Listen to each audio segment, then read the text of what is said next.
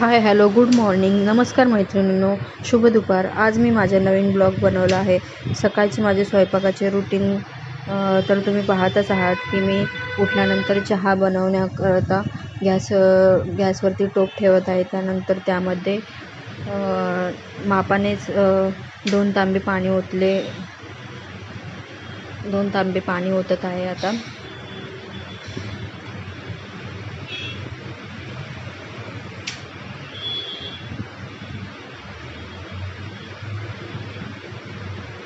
तुम्ही बघतच आहात आता पाणी ओतत आहे.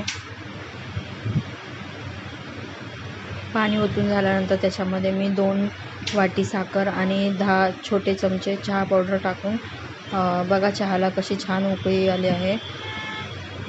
चहा बनवून झाल्यानंतर मी लगेच पीठ तयार करत आहे चपाती बनवण्यासाठी.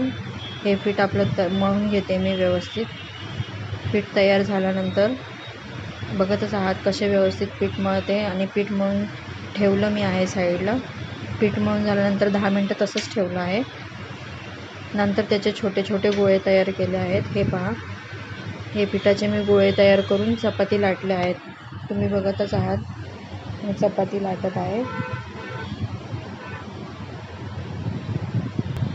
चपाती लाटल्यानंतर एक चपाती मी लाटते तर दुसरी चपाती मी शेकायला तव्यावरती टाकलेली आहे. तर अशा प्रकारे मी चपात्या करत आहे.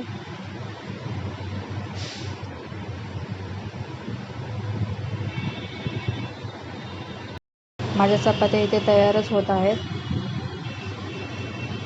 तुम्ही पाहत आहात मी जवळजवळ 15 ते 20 चपात्या इथे केलेल्या आहेत. आता मी बेसनचं पीठ थोडं घेतलं आहे पिठलं बनवण्याकरता. आता बेसनचं पिठामध्ये थोडंसं पाणी ओतून ते एक 10 मिनटं मी भिजायला ठेवलेलं आहे.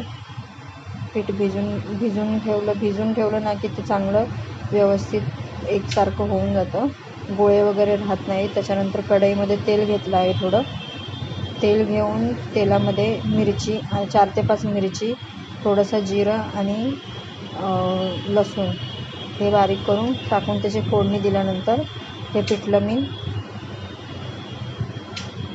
तयार करत आहे. तुम्ही बघतच आहात कसं पिठलं तयार झालेलं आहे ते.